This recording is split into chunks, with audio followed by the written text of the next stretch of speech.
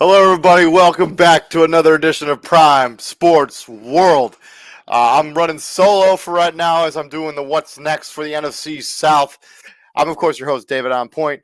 Thank you very much for joining us. And if you're looking for consistent content on Facebook, Prime Sports World is a great place to check us out.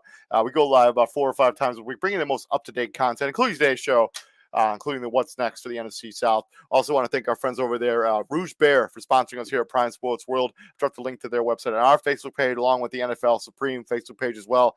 And I want to quick just a maintenance side note. I apologize for anybody who watched our What's Next on the AFC South video yesterday. There was something going on with StreamYard that for some reason I was hearing my own voice the entire show.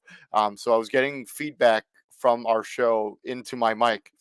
And I literally could not. And when you listen to it, there's a horrible echo. So if that was the first time you guys were ever exposed to Prime Sports World, I apologize. Our audio quality is usually much better than that. Um, so please don't judge us based on that one show. We usually put together really good stuff. And thank you very much if you've been a longtime supporter of Prime Sports World. We really do appreciate the continued support because we're going to continue creating content. And this is kind of what we do. We're Prime Sports World. We bring you the heat. We bring you the latest. So like the NFC South, so this division's a division that's a little bit in limbo, a little bit in flux. They've been, a Tom Brady division, a Drew Brees division, Matt Ryan, even to some extent Cam Newton. But two of those guys are retired. Matt Ryan is in flux as even being a part of the Atlanta Falcons at this point, based on, narratives that we're hearing based on, and Cam Newton is no longer a Carolina Panther. He's a free agent this offseason. So, and I don't imagine that he's going to be back unless they just kind of bring him in as a guy to be part of the future. If they draft somebody in this draft and they don't think that he's going to be ready to play. Well, I guess we'll find out, when things kind of work out the way they work out.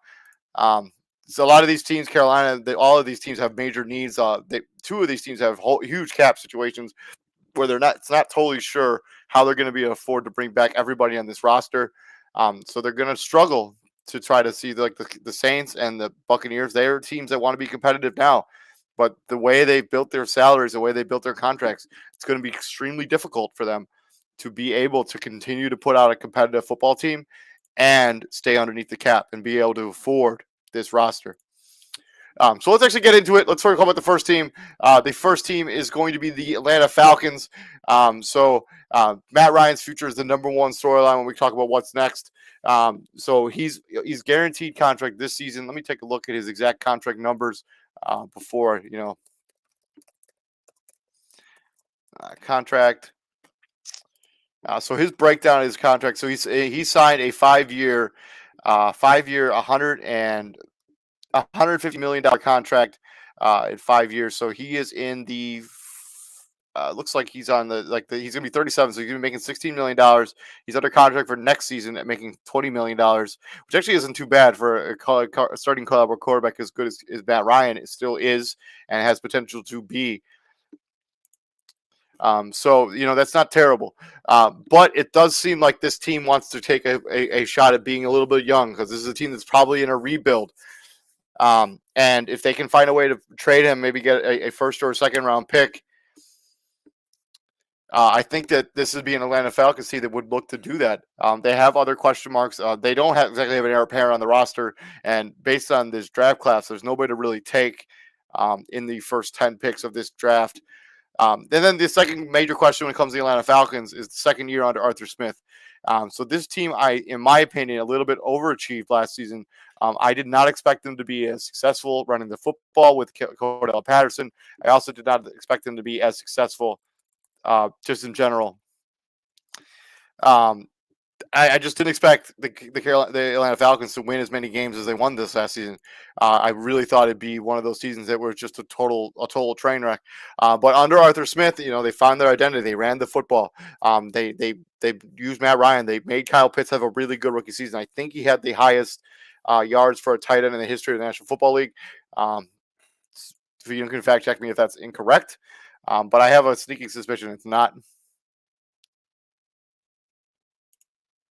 So yeah, I think the Atlanta Falcons are very much a team that's very much in flux here. And then when it comes to the Calvin Ridley situation, so Calvin Ridley stepped away from the Atlanta Falcons for his mental health. It's not totally clear when he's going to come back or if he'll ever come back. Um, the latest news is that they potentially he could be looked at being traded, and he just wants to move on from the Atlanta Falcons. But it's not. I don't know because mental health is such a sensitive topic in society and the National Football League. I don't think you want to just toss him aside because he's having mental issues. Because mental issues is nothing to take lightly.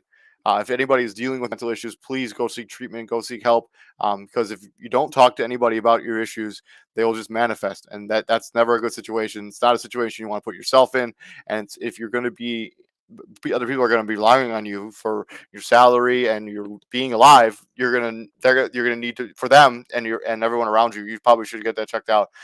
Calvin Ridley, it's not totally sure what the exact situation is. He just needed to step away from the team, and maybe the Atlanta Falcons will decide that maybe we should move on from this guy. Maybe we should decide to do something different with Calvin Ridley. It really is a real possibility when it comes to the Calvin Ridley scenario. And then the final part is this 8th overall pick. There is not really a quarterback to take at 8 in this draft. People will tell you otherwise, but I personally do not think that that's the route that they will go. They did hit a little bit of a gem in Kyle Pitts, but if they really wanted to get a quarterback, last year's draft class would have been the one to do it. You had Justin Fields right there at 4. They could have taken him. So it was one of those things where you need to figure it out, and they have $6 million in cap space. They can get some players and move on from a bunch of they need their coverage players played much better last season. Their secondary, if you go to their corners. And AJ Terrell had a top 5 cornerback season last year. The dude was awesome this season. He really bounced back from what was a pretty disappointing end to his college career. Joining me now is for feedback. Feedback coming once like there how I don't know. Um, I don't know what you're saying. You're going in and out. Like, you can hear me? Yeah, like, are you asking me a question? Like, I'm asking you a question. what'd you say? So where is your audio coming from? Is there like sound coming out of your computer? Yes. Yeah? Yeah. And it's not just in your headphones? No, I don't. I'm not wearing them. Oh. That explains everything. Okay. Okay. So let's talk about the Atlanta Falcons. So go ahead. I kind of went over all the stuff I want to talk about. Oh, what's next is the obvious. Like what? Like what do you want to do with Matt Ryan? You obviously, I heard read reports about them bringing him back. Looks like Matt Ryan is going to retire Falcon, which nothing wrong with that. But you can't really truly begin your rebuild until he's out of there. So you also got to figure out what you want to do with Calvin Ridley, and because I know he's not, he left the team to have he was having like mental health issues, which he stepped away the team to address his mental health issues. So yeah, they just gotta.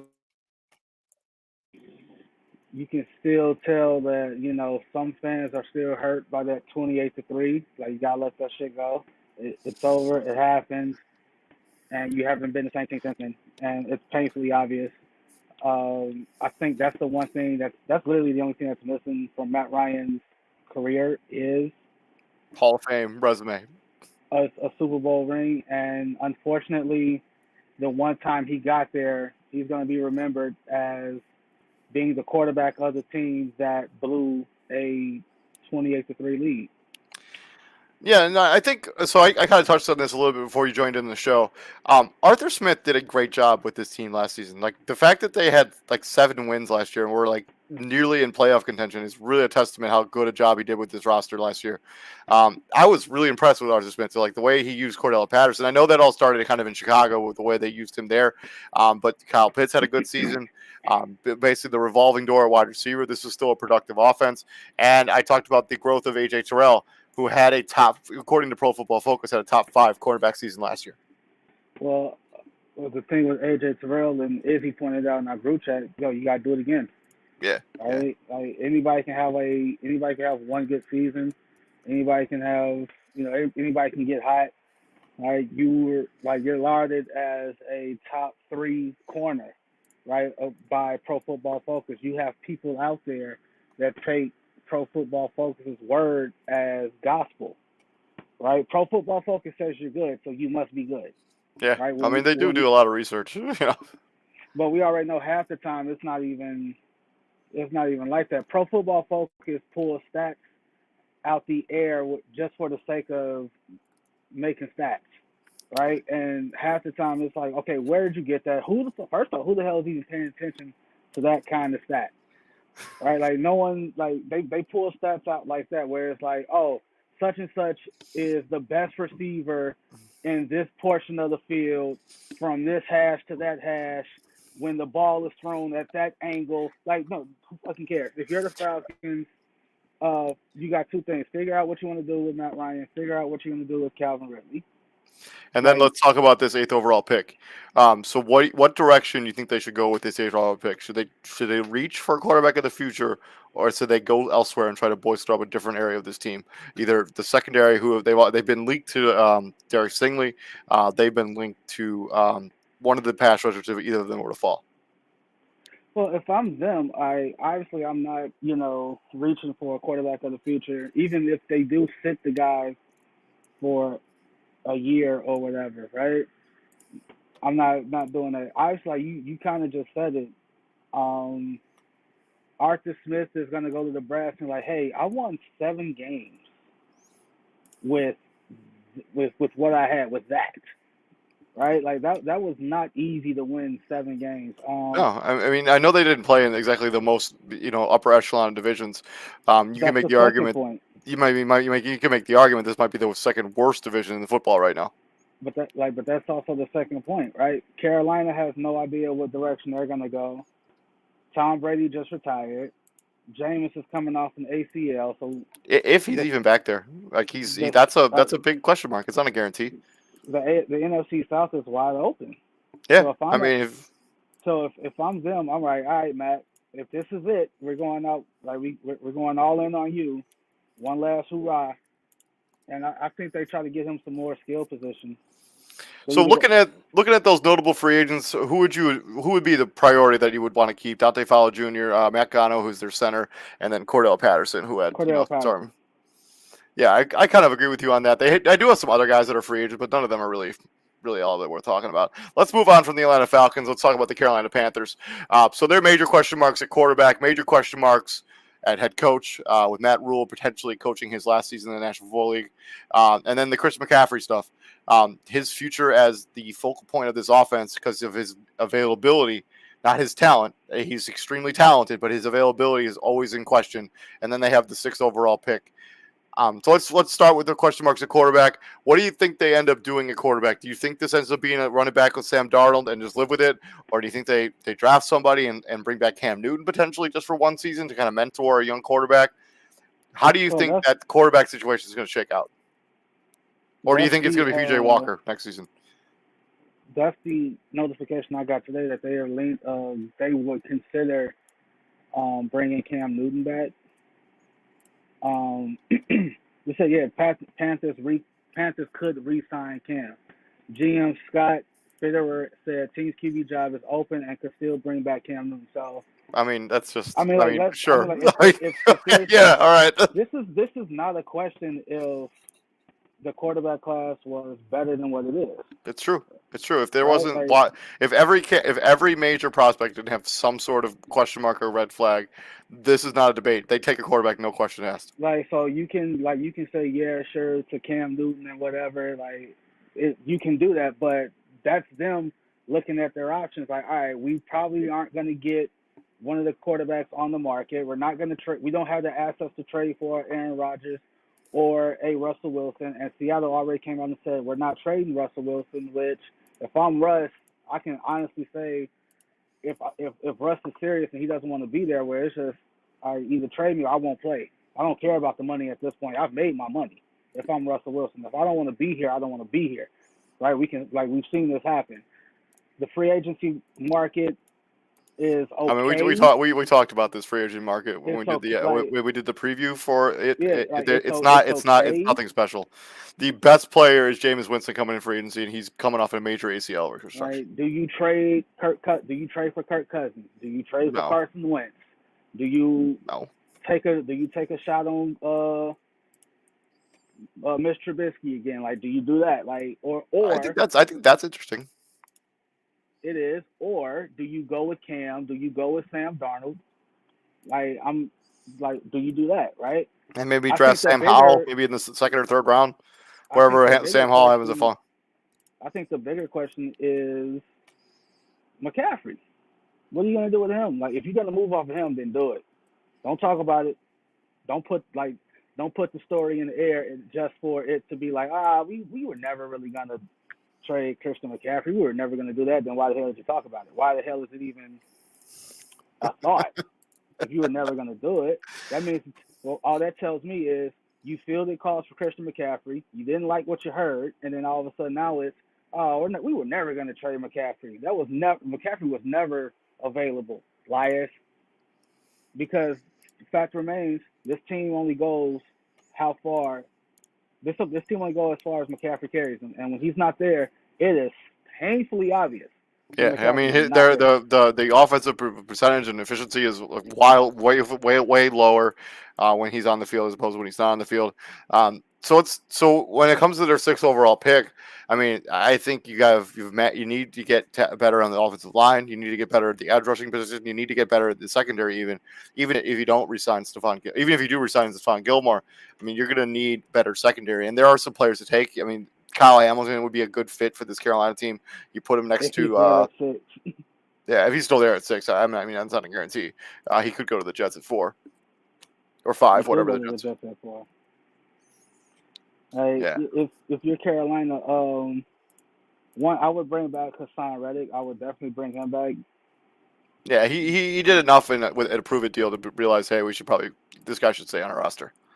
Also because of the Swiss Army knife that he potentially is on defense. Right? Like, he can play linebacker, he can play, and he can he can rush the passes.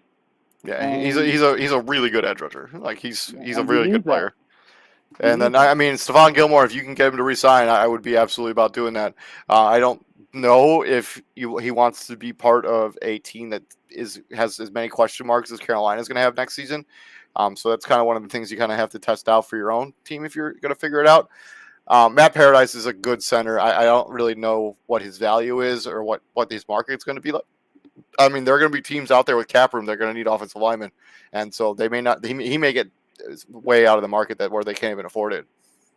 So I don't know if this is not a good situation. Like, not to mention you got the brass up top where they might get rid of Matt Rule.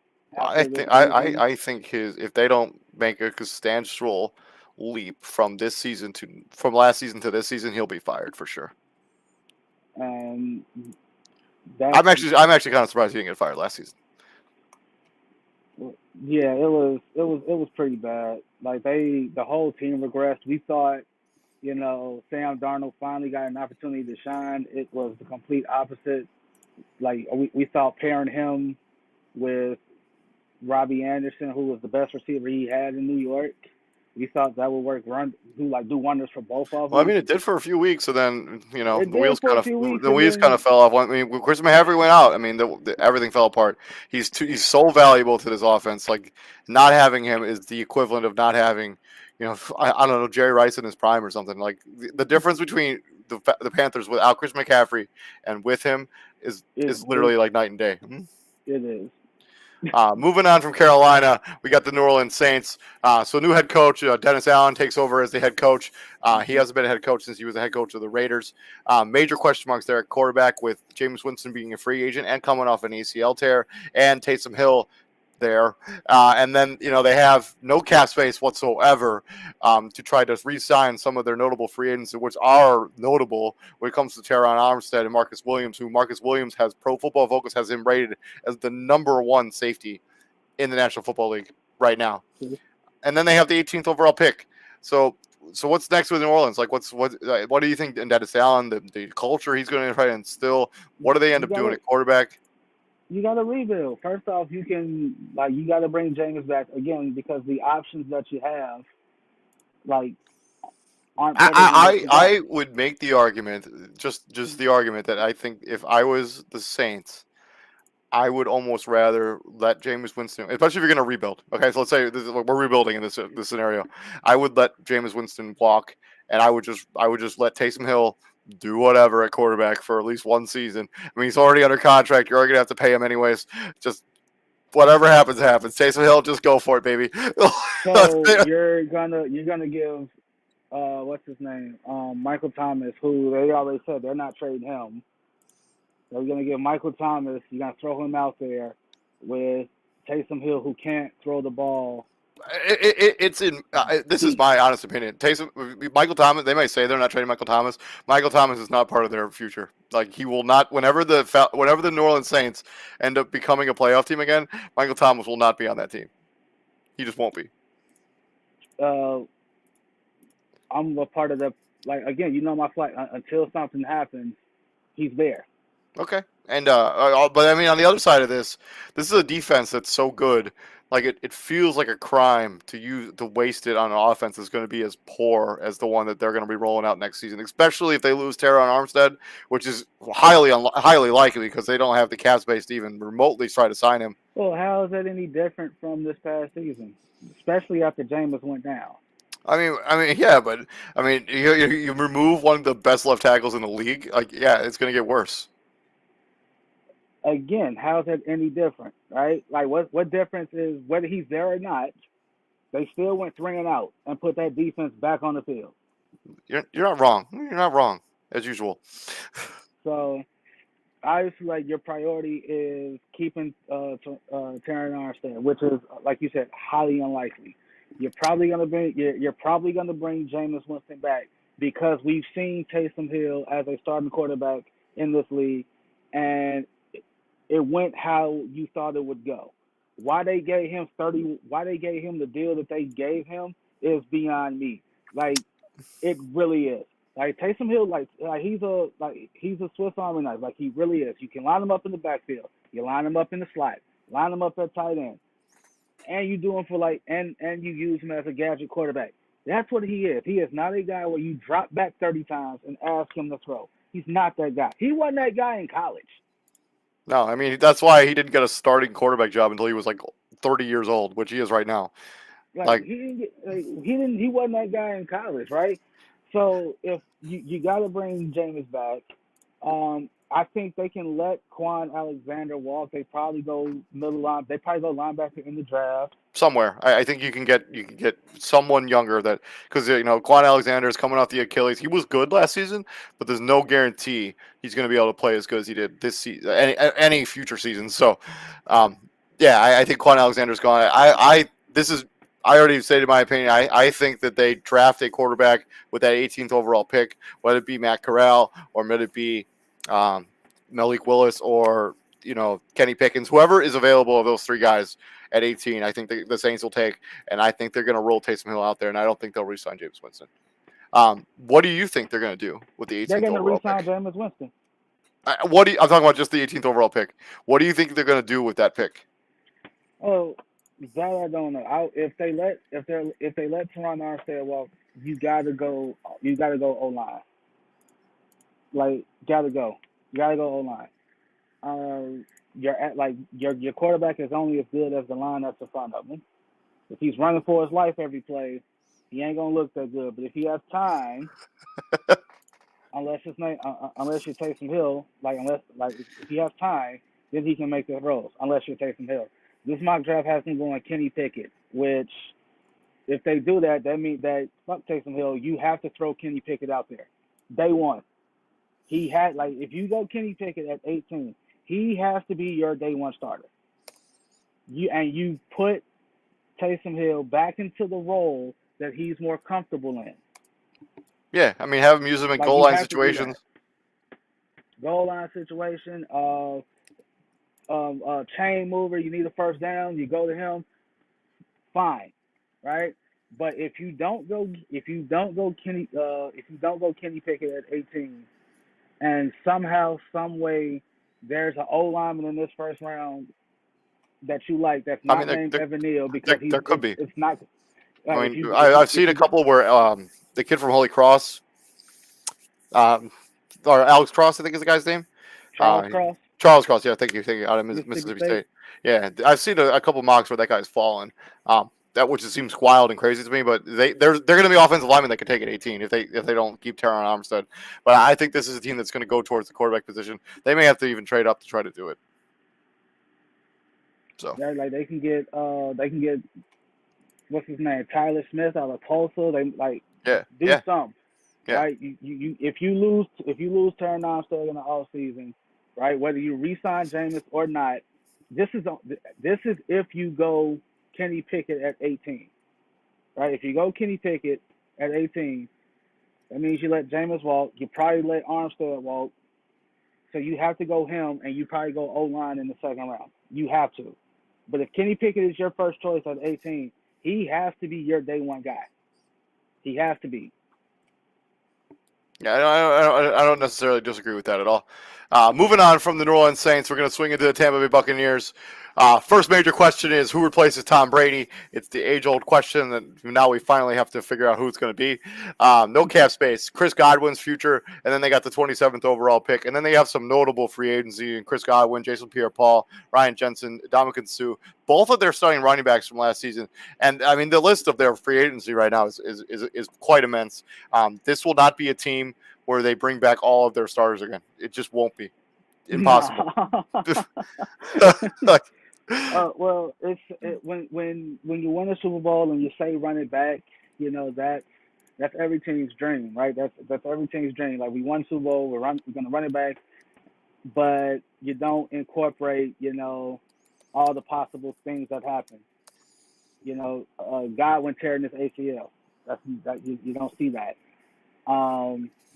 So other names: William Golston, Rob Gronkowski, O.J. Howard, Richard Sherman, who I guess was on this team but injured immediately, Giovanni Bernard, Kevin Minter. Like these guys are all free agents. Running backs. Yeah, Le'Veon Bell, who was on the team towards the end of the season too. So Carlton Davis. Carlton Davis is a free agent too. So you got to figure out. You got to prioritize what's important. And I mean, they had a guard that just retired a few days ago. Ali Marpet. So you got to replace him. Obviously, Ryan Jensen probably is priority number one. Right? I Godwin. I get it. Godwin's good. Like the name of the game today is offense and scoring a lot of points. Doesn't matter who's quarterbacking and who's catching the ball. If again he has no time to do so, and people may not think the center is, a critical piece to the O-line, but we saw the Saints, not the Saints, we saw the Seahawks O-line fall apart when they traded Max Unger for Jimmy Graham. Right? You may think it's just. And I mean, not to mention, we saw Patrick Mahomes get killed at a Super Bowl because their offensive line both their starting tackles got injured the week before, and we saw Patrick Mahomes roll into a Super Bowl and get butchered by this very same Tampa Bay Buccaneers team. Like, offensive line is everything in the National Football League. But whenever you see but before every play, you see a lot. You see the center, not just any line. You see the center point to the defense. Do you know what he's pointing at? He's identifying the Mike linebacker or the weak side line. Like he's pointing out who needs to be where. Like he's pointing out where personnel is. I mean, he calls out all their blocking schemes. That's so like people may like think, oh, it's just one guy. It's Ryan Jensen. We can get another Ryan Jensen. No, you can't. You absolutely I mean, cannot. you can certainly try and fail. Replacing Ali Marpet is going to be hard enough because he's one of the premier guards where he can play either guard spot. He can play left guard or right guard and be successful. So me personally, I would try to keep Ryan Jensen. That's priority number one. Priority number two, Ndamukong Suh. That's my priority number two. Jason Pierre-Paul, I see where he's at mentally. Like, like he might be having that talk with the fam. Might be having that talk. I mean, Jason Pierre-Paul, so that loss to the Rams was his first loss in the playoffs ever. Ever. Like, he won 8 in a row with the Giants, and then he won 4 in a row, or he might have 4 in a row with the Tampa Bay Buccaneers, 2 or 3 in a row, whatever that math is. So he might be having that talk. Like, you can only play football with 8 fingers for so long and be effective. You probably tag Chris Godwin on the simple fact that he's probably not going to be able to play most of the season. So you can get away with tagging him. I mean, that tag is going to be... It's going to be hefty. But it is what it is. Running back.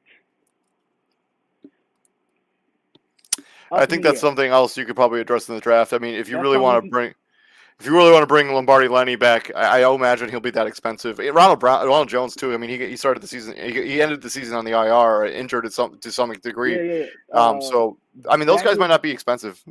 Daniel Jeremiah in his mock draft has the Tampa Bay Buccaneers drafting Jameson Williams, the wide receiver out of Alabama, who's also coming off of ACL tear. An ACL tear. So Walter Football has the Tampa Bay Buccaneers taking Wan'Dale Robinson, the wide receiver out of Kentucky, who I straight up admittedly do not know a lot about. On the other side of this, just lines.com, I guess this is a betting site, they have them taking Chris Olave out of Ohio State, which I actually kind of like. I can see that. If they let Chris Godwin walk, obviously. If they let Chris Godwin walk. And that's a big if, right? Gio Bernard, you can let him walk, right? It is. I mean, he wouldn't be expensive to retain. So I mean, if they wanted to re-sign him, he would.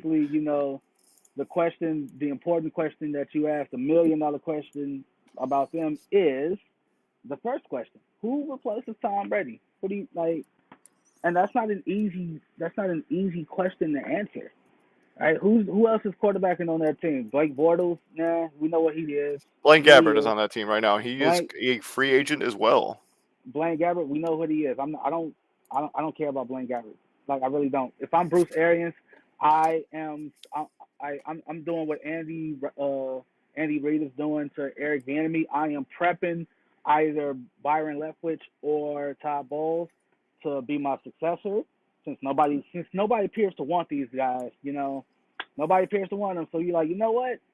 Stick with me. When I hang them up, you got a job. There's no reason why this organization, if Bruce Arians was to retire after this season, there's no reason for them to be like, hey, Byron, you know the scheme, you know the offense. I'm just gonna move you on in, and we're gonna pick up where we left off. Kyle Trask, is he the quarterback? Is he the third string quarterback? Kyle Trask, from rookie out of Florida. I don't know if Kyle Trask is still on this roster. Let me double check. You were breaking up a little bit, by the way. I don't know how. So right now they have listed Blaine Gabbert as the starting quarterback for Tampa Bay. I think Kyle Trask is still on this roster, but he's not even close to being ready to be a proven starter. He really only had one really good season in Florida. How do we know that? Like, how do we know he's not ready? Like, he's not ready to be. We haven't seen him play. I mean, I guess you're right. You make a good point. You make a point, as usual. We have not seen Kyle Trask play because he's had Tom Brady. My honest opinion that the starting quarterback of the Tampa Bay Buccaneers for next season will not be on this roster. They will be trading for Jimmy Garoppolo. They will be trading for Aaron Rodgers. They will be trading for somebody not on this team. I I've always said that I think Jimmy Garoppolo will be the starting quarterback of this team when the season starts. I think he was always pegged to be the heir apparent for Tom Brady. It's not his fault that Tom Brady refused to retire. Now that Tom Brady has retired, I think they wouldn't take that much draft capital to trade for Jimmy Garoppolo, especially since now he just had surgery, I think, this week, and he's going to miss. He's going to be unavailable to start a training camp. Well, they said So the summer, and the summer is very vague. The summer could be like, June, July. sure. Sure. All they said was like he'll be But either way, available in the so this other regular website, Draft springtime. Tech, has them taking Sam Howell in the first round. That would be wild if they did that. CBS has them taking Jacoby Dean with their first round pick. So It's, I mean, it's nobody knows what they want to do until it actually happens, right? Like we all see like teams. They go in the draft, they have their war room, they got their draft board, but you never know what the other 31 teams are going to do, which is why you go in depth like that. So I they mean might have to. that's why nobody thought the Bears would be able to get a quarterback, and then Justin Fields was still there at 11, and they were able to trade up. Like that's and just the way we it goes. and we sat there and watched like, hey, okay, Bill, you better make a move before someone snatches up Mac Jones, and he just stayed put, and Yeah. Yep. Mac Jones fell into his lap. That's the luck of the draw. Like that's the crapshoot that is The NFL draft. the NFL draft. Um, if they do that, like either way it goes, no matter what direction they go at quarterback, the expectations that's going to be lofted on them can't be lofted on them. You can't expect whoever you get to be like Tom Brady because he's not Tom. That quarterback's not going to be Tom Brady. I mean, Right? You there's can't only. meaning you can't hold that quarterback to that standard. Is what I'm Oh, I saying. totally agree with you. I mean, even if you get Jimmy Garoppolo, a guy who's played in a Super Bowl, you Like cannot expect him to be Tom Brady. Like that would you be can't go super out there unfair. and say like every time whoever the quarterback is, every time they miss a throw, Tom Brady would have made that throw. You can't do that. Well, I think if they bring in somebody, if they draft somebody, or they let Blaine Gabbert be the guy, I don't think that narrative will exist. I think that narrative will only exist if they trade for somebody who's already proven. I could be And wrong. that's a open for interpretation for proven, because say what you want about Jimmy G, there are folks out there that still don't think he's quote unquote proven. Right? I mean, he No, went to a no, 'cause Super like think Bowl. about it. No, I mean, he went to a Super Bowl, but on the road to that Super Bowl, he had a game where he threw the ball 8 times. he knew his role. I mean, sometimes you got to know your role. You're not wrong. I think this. I don't think I personally. I'm not. Like it's If like I no, was don't if I get me was wrong. Like it's A two Tampa Bay ways to look Buccaneers at fan, that. if I was a Tampa Bay Buccaneers fan and Jimmy Garoppolo was the starting quarterback of my team, I would be. I wouldn't be as excited as I was when Tom Brady was obviously like some. But I would feel a lot better than having to worry about Blaine Gabbert or Kyle Trask, even though we don't know what Kyle Trask is, I agree with you on right? that 100%. So like, but back to the Jimmy G 8 pass thing. Like, it's two ways to look at it. Like, oh, he only threw the ball 8 times. Well, he didn't have to throw the ball more than 8 times, right? They like when the running game was going like it was. Yeah, I mean, there's no need to. I mean, There's no need to. if you can't stop what we're doing, we're not going to do anything else. We're Like, not. I'm not gonna. Right. If you can't stop doing, if you can't stop me from running the ball, like if it ever gets to the point where I could hand you my playbook and say this is what we're gonna run in the order that we're gonna run it, and you can't stop it, there's nothing you can do about it. Why would I ever deviate from that? But if no, they go, 100% right. if they make a move at quarterback, which I don't think they do anything else regarding their free agency until they solidify that. I 100% agree with you on that. 100%. I guess we'll see. This NFC South is as wide open a division as I can remember. We could be talking like next year. Like the Falcons are the team that won this division. Like they have right now, it's currently constructed. They have their most proven quarterback in the division. Yeah, It's really not close. No, it's not. I mean, like, I mean, like what's left of Cam I guess, Newton. I mean, it's whatever's left of Cam Newton. Like you got Cam and Matt Ryan can say the same thing. Like Cam can say, I have an MVP and I have a Super Bowl appearance on my belt. Matt Ryan can say, I have an MVP and a Super Bowl appearance on my belt. Other than that, it's pretty much everything in between. I mean, Right? Like it's the all Saints, quickly downhill from there. Quickly. right?